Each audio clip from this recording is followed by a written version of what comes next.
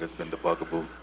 Well, I mean, we talked at halftime about the spirit of our team. You know, they were playing with, and I had a few personal things to say, but personal to the team about they were playing with their heart and just playing harder than us. And it was like every time we win a game in this series, the next game we come into it and we just didn't have the same juice. And it was like enough's enough. And we saw in the third quarter a little bit, but in the fourth, to hold that team to 24 points in the fourth when we needed stops, it was evident that it was going to be a game of wills, and we just had a little bit more in the fourth. But then, you look at DA going 10 for 12, and then I think Chris did something historical tonight in a closeout game.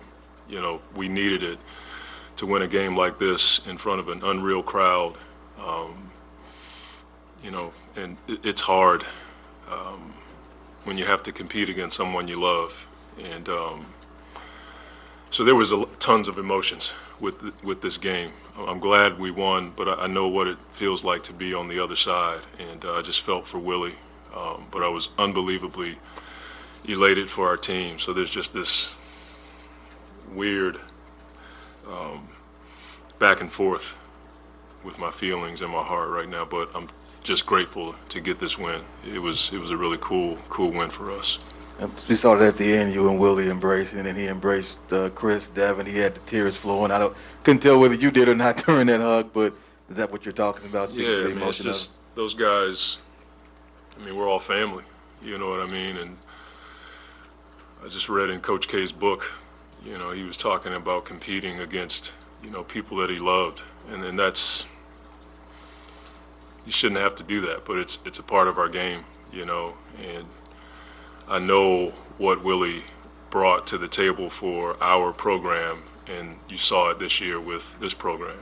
And I had a lot of conversations with him earlier in the season when things weren't going well, and Willie Green is one of the more steady people that I've ever been around, and he was consistent and stable and strong through it all. And it's one of the reasons why they continue to get better. And I just know that feeling. I know what it's like. And so to see him in that, in that place, that's a tough spot for all of us, because at the end of the day, we're all friends, we're all brothers. And after we're done coaching, we're going to be that way. Last thing I had was just your usage of Booker. Obviously, he got to start. Then he didn't start the second half. I'm just curious what was working for, or what were you thinking? I thought we were going to have a fist fight over there, the look he gave me. We had already talked about it, but we had to stick to the plan because it was going to be easier to finish with him and keep his minutes relatively lower. Now, I played him about 8 more minutes than I wanted to. We wanted to keep him at about 24. But I was just watching him, and he didn't look like he was dragging it or laboring at all, and there wasn't many transition opportunities where he was the guy flying, where you may have to push that thing too far. And he told me, he said, "Coach, I feel fine and strong. I have no issues." So I just left him out there. You've seen Chris play so many games. What was tonight like? What is it right? Oh, gosh. It's hard to say. I can't even. He's done it so many times. It's probably number one because it just happened, And I know how special New Orleans is to him. He cares deeply about the city, about the people here, the fans, the children. So for him to come back here and play that way, I know it was, really cool for him, but it's probably number one because it just happened. But I've seen him do it so many times. In terms of, you've talked about when Book was out, how everybody steps up, now having him back. I know it wasn't his, highest scoring game or whatever, but how did you see the way that it kind of reshifted everything for everybody? Obviously he competes his tail off on defense, which he doesn't get enough credit for, but the shots that he hit in the second half, the pull-up mid-range shot, not many people can get to that shot, let alone make the shot. But the three in front of our bench, like that was textbook book. I mean, there was so much attention on Chris, and somebody lost him, and he just did what Book does.